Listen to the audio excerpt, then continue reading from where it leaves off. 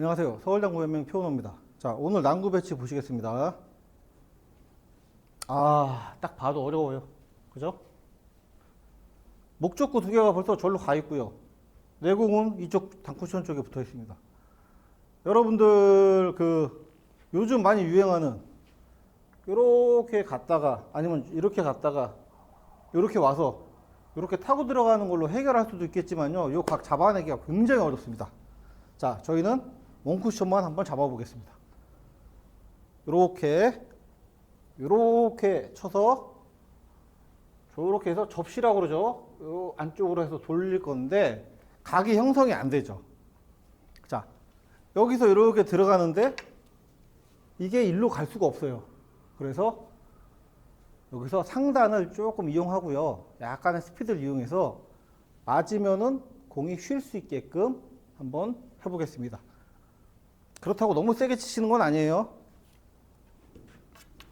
자, 우리가 대략적으로나마 어디쯤 쳐야지는 알아야 될 거 아니에요. 예전에 제가 곱하기만 하면은 이제 접시 치는 그 시스템을 한번 소개를 시켜 드렸어요. 링크를 이쪽 한번 보시면 되고요. 자, 3, 4, 6, 8 이런 식으로 갑니다. 그럼 제가 6 근처에 있는데 4, 6 뭐 사실은 뭐 5점 몇이겠죠. 5점 뭐 이렇게 될 텐데 6이라고 그냥 대충 계산하시고요. 저기도 한 요렇게 9나 이렇게 향해 들어가야지 공이 이렇게 맞을 것 같아요. 그죠? 10이나 9 정도 잡으시고 내가 계산한 대로 칠려면 50다. 그럼 10, 20, 30, 40, 54 요 정도인데 여러분들 지금 그 계산법대로 칠 때는 어떻게 돼요?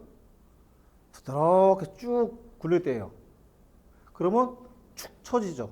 근데 지금은 스피드가 약간 있어야 저기서 곡구 공의 휨 현상을 만들 수가 있습니다. 그래서 이렇게 쟀으면은 이번 스피드별로 여러분들이 연습을 하셔야 돼요. 조금 더 앞쪽을 칩니다. 한 반 포인트 이상. 그래서 조금 축 하고 탕 하고 이런 느낌으로. 자, 한번 쳐보겠습니다.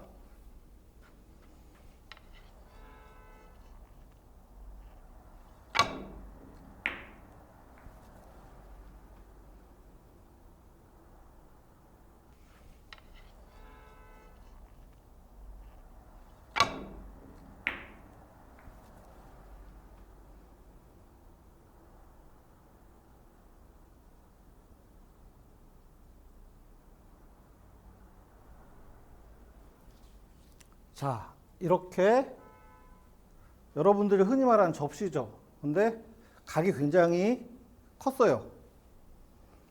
저기서 꺾일 것 같지 않지만 이 먼 거리를 가면서 상단 힘을 이용해서 공을 휘어냈습니다. 각을 만들어냈죠. 이런 식으로 한번 시도를 해보시는 것도 좋을 것 같습니다. 다음 시간에 뵙겠습니다.